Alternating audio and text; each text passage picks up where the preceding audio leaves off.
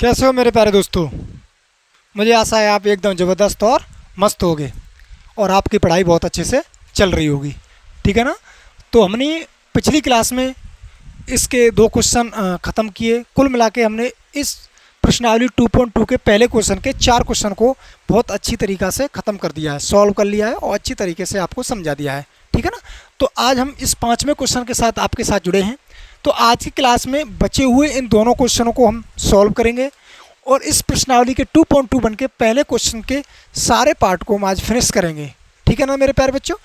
तो चलो अब न देरी करते हुए अपनी क्लास को स्टार्ट करते हैं। तो पहला ये क्वेश्चन है टी स्क्वायर माइनस के 15 है ना। क्वेश्चन तो आपको पता ही है, निम्न द्विघात बहुपद के शून्य को तथा शून्य ज्ञात कीजिए और शून्यंकों तथा गुणांकों के बीच के संबंध की सत्यता की जांच कीजिए। तो पहला क्वेश्चन है टी स्क्वायर माइनस के 15। अगर हम इसमें बात करें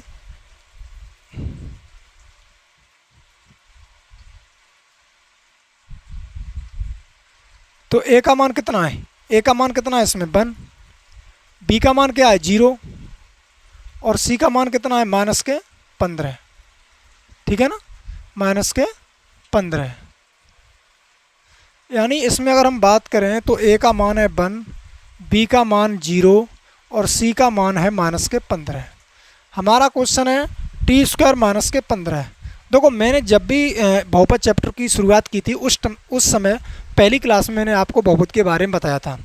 जो भी बहुपद में जो भी कंडीशन होती हैं, जो भी नियम होते हैं, जो भी रूल होता है, जो भी फॉर्मूला होता है, मैंने पहली क्लास में सब चीज़ आपको अच्छे से समझाई थी। उसमें मैंने बताया था कि बहुपद में 3 प्रकार से सवाल बन सकते हैं।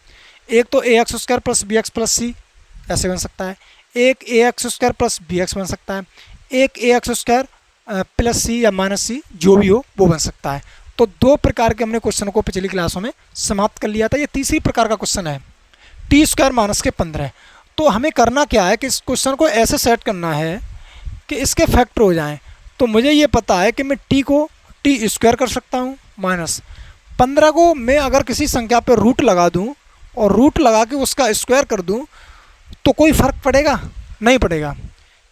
अगर किसी भी संख्या पर रूट लगा के, किसी भी संख्या पर हम रूट लगा के और उसका स्क्वायर करते हैं तो उस संख्या पर कोई परिवर्तन नहीं होता है, क्योंकि स्क्वायर से रूट खत्म हो जाएगा और हमारी संख्या यही वापस लौट के आ जाएगी। तो अब ये हमें पता है कि ये फॉर्मूला बन चुका है ए स्क्वायर माइनस के बी स्क्वायर। ए स्क्वायर माइनस के बी स्क्वायर बराबर होता है एक कोष्टक में ए माइनस बी और दूसरे कोष्टक में होता है ए प्लस बी। ये हमारा फॉर्मूला होता है ए स्क्वायर माइनस के बी स्क्वायर बराबर ए माइनस बी और दूसरे कोष्टक में ए प्लस बी। तो ए स्क्वायर माइनस के बी है तो इसको फॉर्मूला को हम खोलेंगे तो ये आएगा टी माइनस के रूट में 15 और दूसरे कोष्टक में आएगा टी प्लस रूट में 15। ठीक है ना। तो जब टी माइनस के रूट में 15 बराबर 0 तो टी बराबर हो जाएगा रूट में 15। ठीक। दूसरा क्वेश्चन है टी प्लस रूट में 15 बराबर 0 तो टी बराबर हो जाएगा माइनस के रूट में 15। तो अगर हम बात करें ओवरऑल शून्य की तो इसके जो शून्य आएंगे वो आएंगे रूट में 15 और माइनस के रूट में 15। ये हमारे इसके क्वेश्चन के शून्य आ गए। ठीक है ना। तो क्वेश्चन के शून्य हमने निकाल लिए। तो अब हमें क्या करना है, तो शून्यकों का योगफल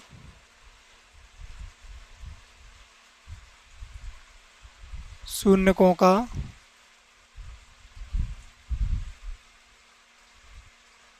योगफल अल्फ़ा प्लस बीटा बराबर अल्फ़ा का मान है रूट में 15, बीटा का मान है माइनस के रूट में 15। प्लस माइनस की सेम संख्याएं आपस में कट जाएंगी तो मान आएगा हमारा 0। क्या आएगा 0। उसके बाद मेरे प्यारे दोस्तों शून्यकों का योगफल शून्यकों का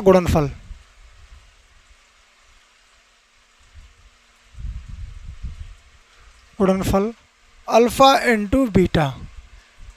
तो अल्फ़ा इंटू बीटा है तो रूट में 15 है मल्टीप्लाई माइनस के रूट में 15 है माइनस रूट 15।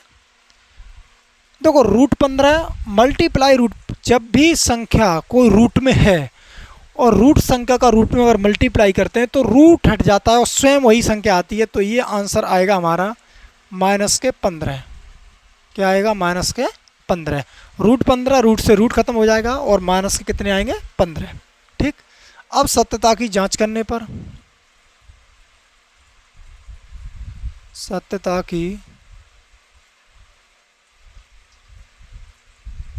जांच करने पर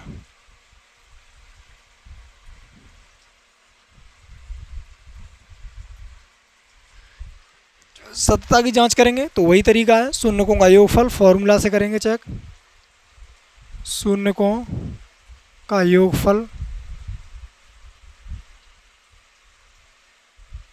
शून्यकों का योगफल अल्फा प्लस बीटा, तो ये हो जाएगा माइनस के बी अपॉन ए। अब देखो बी का मान क्या है इसमें? 0। बी का मान क्या है भाई? 0। ए का मान कितना है? ए का मान कितना है? 1। तो आंसर हमारा क्या हो जाएगा? 0। क्या हो जाएगा? 0। देखो 0 न तो धनात्मक होती है और न 0 ऋणात्मक होती है। ठीक है ना। अब है हमारा शून्यकों का गुणनफल।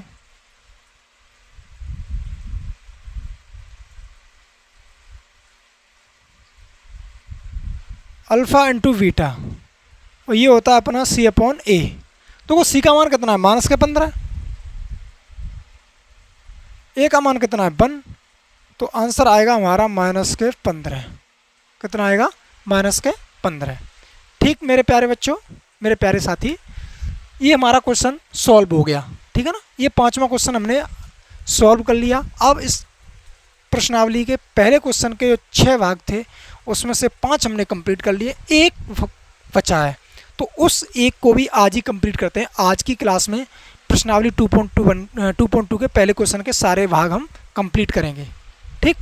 तो अब हम चलेंगे अगले क्वेश्चन की तरफ। ठीक मेरे प्यारे दोस्तों।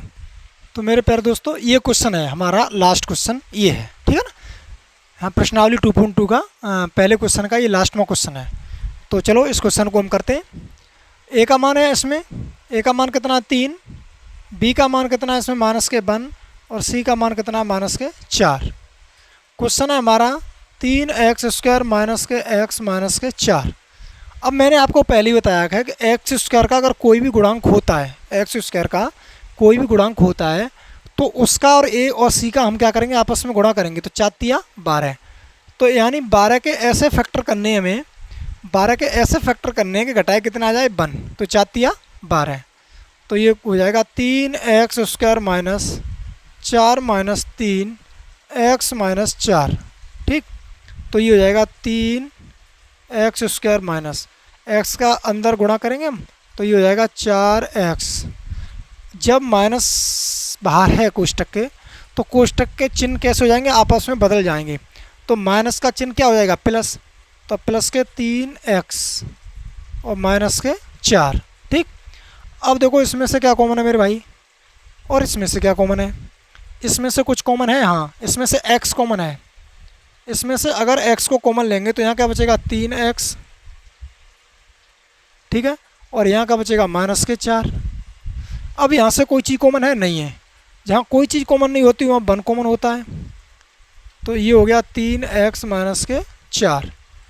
तो एक कोष्टक में हो जाएगा x प्लस 1 और दूसरे कोष्टक में हो जाएगा 3x माइनस के 4। ठीक है ना। तो जब x प्लस 1 बराबर 0 और x बराबर माइनस के 1 और दूसरा हो जाएगा 3x माइनस के 4 बराबर 0, 3x बराबर 4, x बराबर 4/3। ठीक है ना। तो हमारे जो शून्य का आएंगे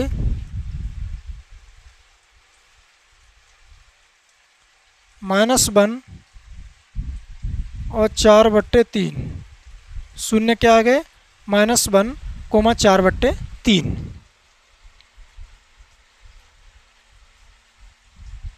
ठीक है ना। तो हमारे 2 शून्य का आ गए। अब शून्यकों का योगफल निकालेंगे हम। शून्यकों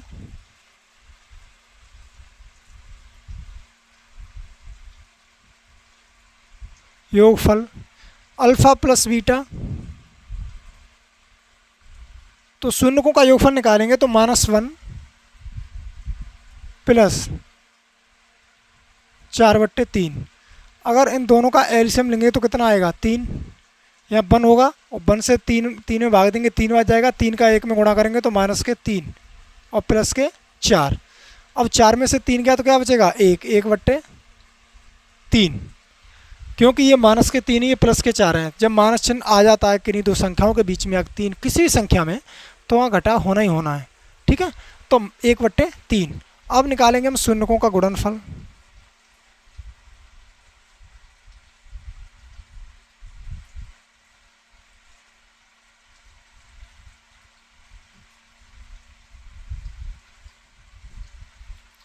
अल्फ़ा इंटू बीटा और ये होता है हमारा C/A।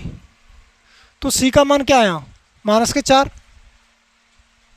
सॉरी गलत हो गया, शून्यकों का गुणनफल निकालना है ना, तो -1 गुणा 4/3, 4 एकन 4 -4/3। अभी फॉर्मूला नहीं रखना है ना, अभी तो इसी तरीक़ा से निकालने हैं। अब हम क्या करेंगे सत्यता की जांच करने पर, सत्यता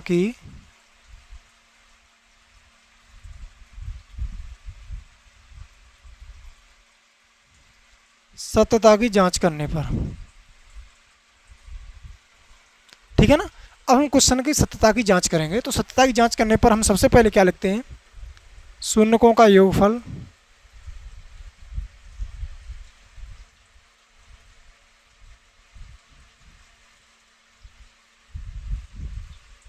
अल्फ़ा प्लस बीटा C/A, यानी शून्यकों का योगफल alpha plus beta -B/, sorry गलती से लिख गया वो, -B/A।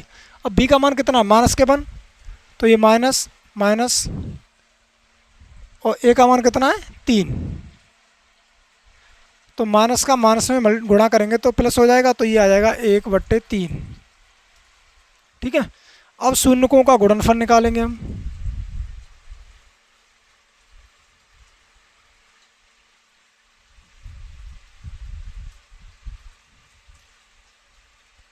अल्फ़ा इंटू बीटा यानी C/A। C का मान कितना है -4 और A का मान कितना है 3। ये हो गया आंसर आपका। ठीक है ना, तो ये फिनिश कर लिया हमने क्वेश्चन, और इसको नोट डाउन करना बहुत अच्छी तरीक़ा से, बहुत ही टॉप तरीक़ा से क्वेश्चन को मैंने कराने की कोशिश की है। ठीक है ना, ऐसे क्वेश्चन कराना बहुत मुश्किल है, इतने धीमे बेस में मैंने आपको क्वेश्चन कराया है। तो मेरे प्यारे दोस्तों आज तक के लिए इतना ही। अगर हमारे यूट्यूब पर चैनल पर आप नए हैं तो प्लीज़ हमारे चैनल को सब्सक्राइब करके बेल आइकन प्रेस जरूर करें, ठीक, और हमारी वीडियो को ज़्यादा से ज़्यादा शेयर करें। तो आज तक के लिए मेरे प्यारे दोस्तों इतना ही। तो जय हिंद, जय भारत।